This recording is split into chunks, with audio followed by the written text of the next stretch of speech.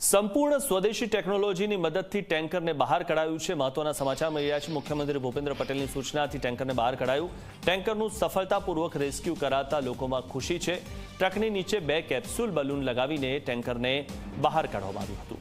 તો 27 દિવસ બાદ આજે જ્યારે ટેન્કરને બહાર કાઢવામાં આવ્યું, ઘણા બધા દિવસોથી આ ટેન્કર જે લટકેલું હતું, જ્યારે આ ઘટના બની હતી ત્યારથી આ ટેન્કર લટકેલું હતું અને તેને કેવી રીતે કાઢવું તે એક સૌથી મોટો પ્રશ્ન હતો। ત્યારે સંપૂર્ણ સ્વદેશી ટેકનોલોજીની મદદથી ટેન્કરને બહાર કાઢવામાં આવ્યું છે। મુખ્યમંત્રી ભૂપેન્દ્ર પટેલની સૂચનાથી ટેન્કરને બહાર કઢાયું છે। ટેન્કરનું સફળતાપૂર્વક રેસ્ક્યુ કરાતા લોકોમાં ખુશી જોવા મળી રહી છે। ટ્રકની નીચે 2 કેપ્સ્યુલ બલૂન લગાવીને અને આ ટેન્કરને બહાર કાઢવામાં આવ્યું હતું।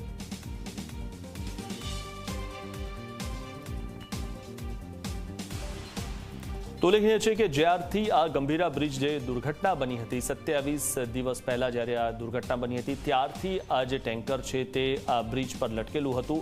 સૌથી મહત્વની વાત એ પણ હતી કે આ જે ટેન્કરના માલિક હતા તેઓ પણ વારંવાર સામે આવીને કહેતા હતા કે કોઈ આ ટેન્કરને ઉતારી આપે, કાં તો પછી આ ટેન્કર નીચે પડે તો પણ તેમનો વીમો પાકે તેવી સ્થિતિ હતી। સૌથી મહત્વની વાત એ હતી કે સીએમ ભૂપેન્દ્ર પટેલની સૂચનાથી ટેન્કરને બહાર કાઢવામાં આવ્યું છે અને સંપૂર્ણ સ્વદેશી ટેકનોલોજીથી આ ટેન્કરને બહાર કાઢવામાં આવ્યું છે। તો ટેન્કરને બહાર કાઢવામાં સફળતા મળી છે અને સંપૂર્ણ સ્વદેશી ટેકનોલોજીની મદદથી ટેન્કરને બહાર કાઢવામાં આવ્યું છે। જ્યારે મુખ્યમંત્રી ભૂપેન્દ્ર પટેલની સૂચનાથી ટેન્કરને બહાર કાઢવામાં આવ્યું।